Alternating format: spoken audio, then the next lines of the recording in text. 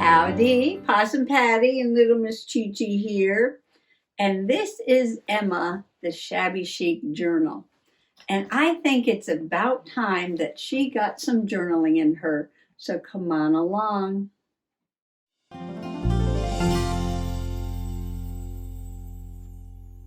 Now, yesterday was a very big day. I made what we call in our family all-day lasagna. It's lasagna the way Grandma used to make it, and it takes all day, starting from scratch with making the sauce and the meatballs to boiling the noodles, mixing the cheeses, putting it together, baking it in the oven, all that. So this is going to be a little bit different kind of video today. It's going to be part journaling, junk journaling with trash, and part cooking vlog, I guess. I just want to get all this down on record, so future generations and her family can see how we did it. Now, I did save some trash. I have the labels from the cans of tomato. I have some cardboard from the box of lasagna noodles. And am I going to put that trash in my beautiful Shabby Chic journal? Yes, I am.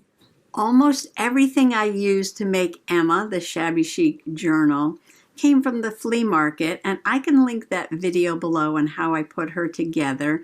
But all this beautiful lace and material and enamel dragonfly and little pins and trim and the little clusters, all of this, came from the flea market. This was a challenge to make a beautiful journal with things that came from the flea market. It's got lace hanging down here. And this is Emma, and she came from the flea market too. And I think this material came from Walmart, the peacock material. But most of this stuff did come from the flea market. And it's a square format, and the pages are 7.5 by 7.5. But every page is painted and stenciled in very brilliant opera pink and some purples and lavenders in here too. That was a lot of fun. And I don't know why I do this, because I absolutely cover every page with journaling, and sometimes you're not even going to see it. But I did have a lot of fun putting it together. Okay, so I gathered up a few things. Let me put her aside. So I picked out this really pretty flowered paper. I thought it went well with the color in the background of the Tutto Rosso San Marzano style hand-crushed tomatoes and puree with basil and sea salt label. So I'm going to cut this down to fit the page and figure out a way I can do a little bit of journaling and put some pictures about making the lasagna. I did print out a bunch of pictures over there. So let me get started with this, and you can go ahead and watch how I start my all-day lasagna. Just before mid-morning, I get out my cans of tomatoes and tomato paste. Here I'm using the Tutto Rosso, 2 cans of tomatoes. These are hand-crushed and puree with some basil and sea salt, and 1 can of tomato paste. Now I carefully wash and dry off the top of the cans, because when I go to open them up, those lids are going to fall inside into the tomatoes. If you're not familiar with the San Marzano, I took a picture of the back of the can there so you could read that when you have a chance. And now I'm using my scissors here to slice the label, because we've got to save those labels for our junk journaling. So I'm going to remove that from the can before I open it up.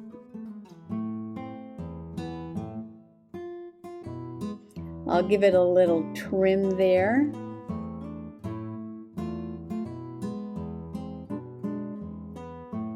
And let's watch as I open the can and knock the lid into the tomatoes.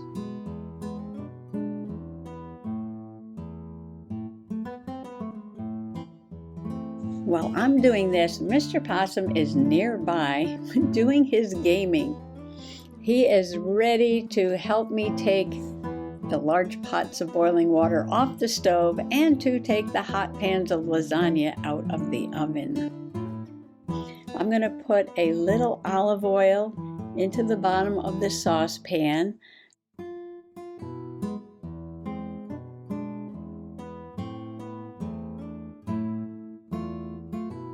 I have a few small cloves of garlic. I'm going to peel them and I'm going to cut them, but I'm going to leave them a bit chunky. I like to use the fresh garlic instead of the powdered or the garlic salt. I'm going to pop them into the bottom of the pan with a little bit of olive oil. I'm going to set the burner for low. Garlic does get brown really quickly. Now I leave them so chunky so I can actually take them out once the garlic has flavored the olive oil.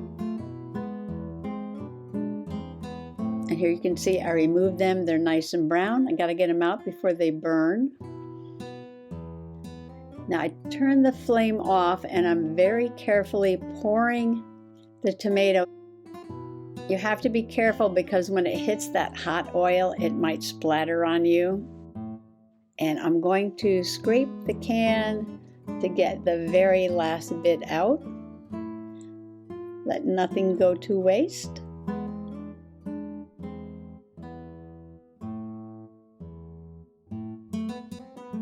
Now I'm putting in the tomato paste.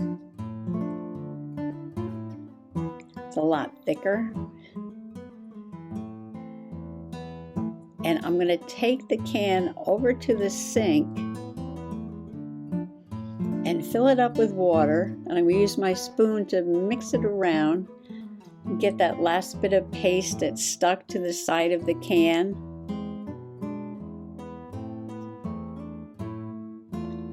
Add that to the pot, and I'll probably put in like 2 or 3 cans of water.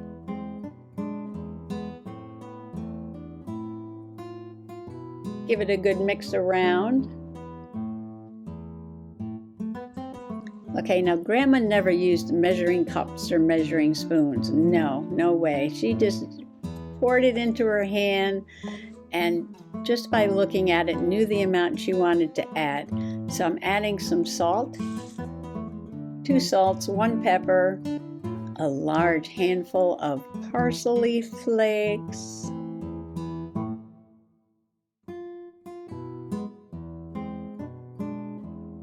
and a little smaller amount of both basil and oregano.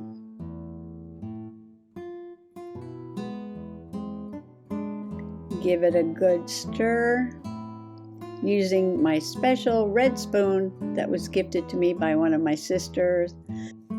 I cut down the scrapbook paper to a small square and I am leaving an edge of pink around so I can see a little bit of the painty play I had there. I did a torn edge and I cut down one of the labels to fit right there, and I'm thinking of making a flip up. So I can put a picture there or here and do some journaling. And I'm thinking about putting a fabric hinge on this and backing this label with the back of the scrapbook paper, just to make it a little stronger and give me a nice space to either put some pictures or to journal. Yeah, so this will be what I'm going to be working on next. But first I have to pick a piece of fabric, and I got out a pile of fabrics. These are all from a yard sale, pretty vintage material. And all I need is a strip, really. Something across the top, something like that. All right, that's the paper it's going to be on. And this is the paper that's going to be back here. Okay, so get organized, Possum Patty. I'm going to glue the paper to the back of the label, and then I'm going to sew a fabric hinge on to the flip, and then I'm going to sew it to the background paper. I think I'm just going to do the whole page, and when I'm finished with everything, then I'll glue it into the journal. So I'll be working on this, and you'll be watching me make meatballs. Okay, we're going to let that cook for a while, and we're going to get started on the meatballs. And these are the ingredients for the meatballs.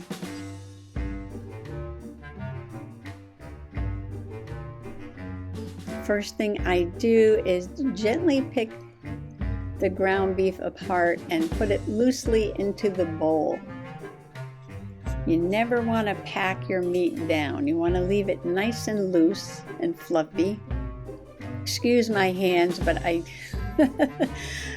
do use my hands for everything when I make lasagna. I'm going to coat it with a little bit of salt and then some pepper.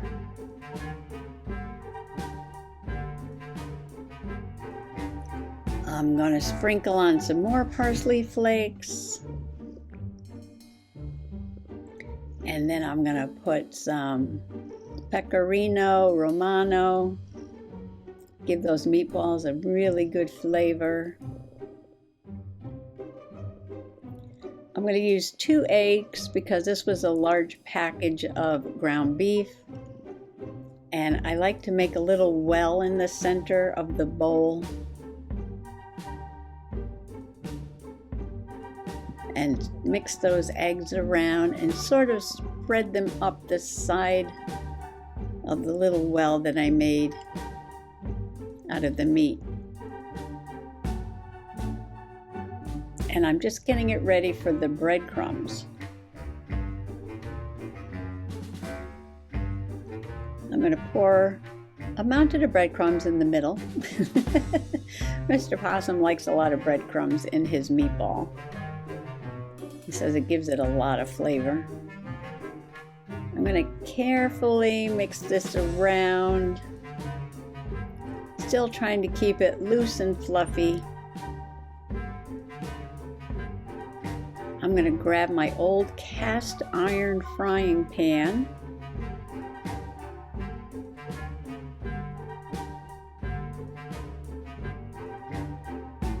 Add a little olive oil.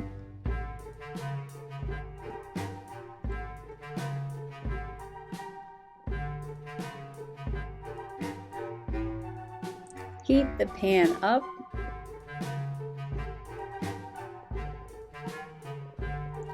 Meanwhile, you can see the sauce is cooking behind the frying pan there.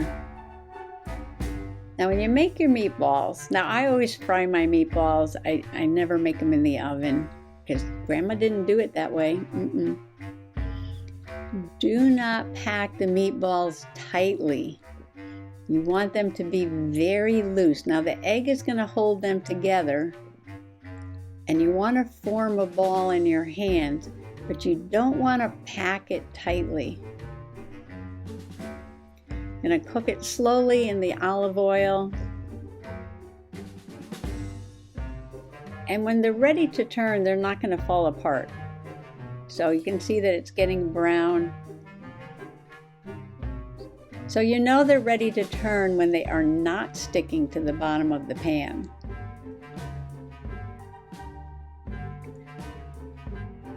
I turn them so that they're well browned and crispy on all the sides. I like my meatballs to have some crispy texture on the outside. And I'm going to pop those meatballs right into the sauce so they can cook some more. And now my flip is ready to get put into the journal. And what I did was, first step, I glued the tomato can label to the scrapbook paper because I wanted this on the back so I could write on it. But when I trimmed the label and the scrapbook paper, I left a little bit of a strip showing across the top like that. because if I didn't do that, when I put the strip of fabric down, it would cover up the name that was on the can, and I didn't want to do that. So again, I pasted the label down on the scrapbook paper, but when I trimmed it, I left a little bit of the paper peeking up the top like that. Then I ripped a strip of that fabric. I'm loving this fabric. Where is it? Isn't this gorgeous? Then I took it over to the sewing machine. Now, if you don't sew, don't have a sewing machine, just glue down. And I put some stitches here so that the fabric was sewn onto this flip. And then I put 2 rows of stitches so that the fabric was sewn onto the background paper. So again, first I sew the fabric to the flip, and then I put the card down on the background, and I sew up here so that the fabric is sewn to the background. And this allows it to flip up very nicely. And just look how gorgeous those colors are up there. On the inside of the flip, I trimmed down some of those pictures of the ingredients that I took so they weren't all square.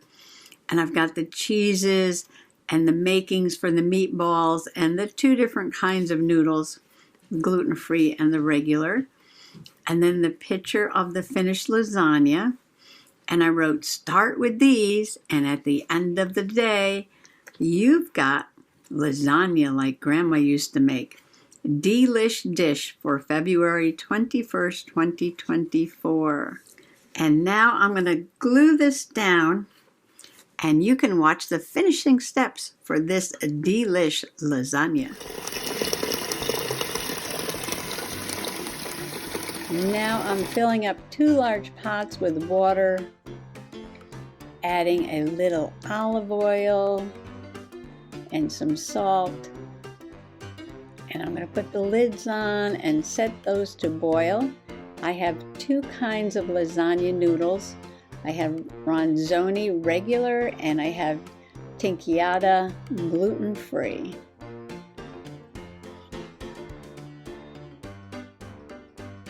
Now we gotta wait for the water to boil. I'm gonna go ahead and work on the cheese filling for the inside. I use fresh ricotta cheese. I know it says ricotta on the label, but Grandma called it ricotta, so we're gonna call it ricotta here. I'm gonna lightly spread this around a little bit in a large bowl. I'm going to add a little bit of salt, a little bit of pepper,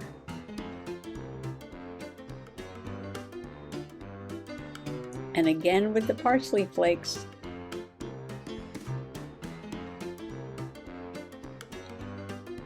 I'm going to put an egg in the center.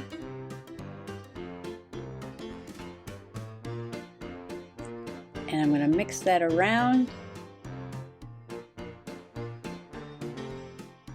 till all the ingredients are well blended. Meanwhile, I've got my noodles cooking. Those are Mr. Possum's, the ronzoni. Add the noodles to the boiling water. Follow the directions on the package, usually about 13 minutes. You do not want to overcook them because they are going to go into the oven. Then I get Mr. Possum's help to pick up the large pots with the hot water and drain them. Yeah, I used to do that until I dropped the pot of hot water and spaghetti on the floor. So because of my arthritis, I get Mr. Possum to do that. Now here's a very, very important step. Right away, rinse off your noodles under cold water and run that water over those noodles until they are well rinsed off. And then lay them out flat on top of, a piece of saran wrap or aluminum foil. Because if you don't do this, if you leave them in the strainer, hot from the pot, piled on top of one another, without rinsing them or laying them out, you're going to wind up with one big noodle mess all stuck together. So this is one of the tricks when you make lasagna, is rinse those noodles, rinse, and lay them out to dry. And now I'm going to slice up some of that fresh mozzarella. Get it ready to go into the lasagna pan with the noodles and the sauce and the meatballs. Okay, after the meatballs have cooked in the sauce for a few hours and all the flavor from the sauce has gotten into the meatballs and the flavor from the meatballs has gotten into the sauce, then I take them out. Now I made them quite large because I like to slice them up to put them into the lasagna. Now I've got to walk back and forth because the noodles are laid out on the other counter. I didn't have room to put everything on one counter. So I'm walking back and forth and getting my noodles. Now these are the gluten-free noodles, and because they have no gluten, they do fall apart quite easily. I may have left these in a couple of minutes too long, but that's okay. I'll piece them together. So I put some sauce on the bottom of the pan, then I add a layer of noodles, and I add some more sauce, and putting in the ragout by spoonfuls. Don't spread it all around and make it thin. Just put it in as globs. You want globs of mozzarella, and then you want globs of ragout. And now I'm breaking up the chunks of fresh mozzarella. Top it off with a couple slices of meatball. Don't be stingy with any of the ingredients. And don't forget to add the Romano cheese to every layer. Sprinkle that on generously. I only get about 3 layers in these little pans. You don't want to fill it too high because when it starts bubbling in the oven, it'll overflow. For the top layer, I just put the sauce and some slices of the fresh mozzarella. I guess you can add the grated cheese on, but I don't put the ragout on the top. I pop them into the oven at 375 until they are hot and bubbly, and the mozzarella on the top is turning brown. And when I stick a fork in the center and hold it there for a second and pull it out, it is hot. Again, I am enlisting Mr. Possum's help to take the heavy pans of lasagna out of the oven. Now watch, he's going to mix them up. That's the gluten-free. I put it on the right-hand side, and look what he does. He puts it on the left side of the stove. And then he takes out the regular that I had on the left side, and he puts it on the right side of the stove. Now I did that because I didn't want to mix the two up. So good thing I filmed this and noticed what he was doing here. And now we have our hot steaming lasagna fresh from the oven. All I did was take a little bit of tacky glue and glue this right in to my Emma Shabby Chic journal. Doesn't that look fun and colorful and delish? Well, Emma has her first journaling page, and she's happy about that. And I'm so happy that the work is done. We had lasagna last night. It was delish, but because I have to make 2, regular and gluten-free, we have a lot of leftovers. So the next couple of days, no work and lots of delicious lasagna. So thanks for coming along today for a little bit of a different video for Possum Patty with some cooking and some journaling. Happy junk journaling, happy cooking, bye-bye.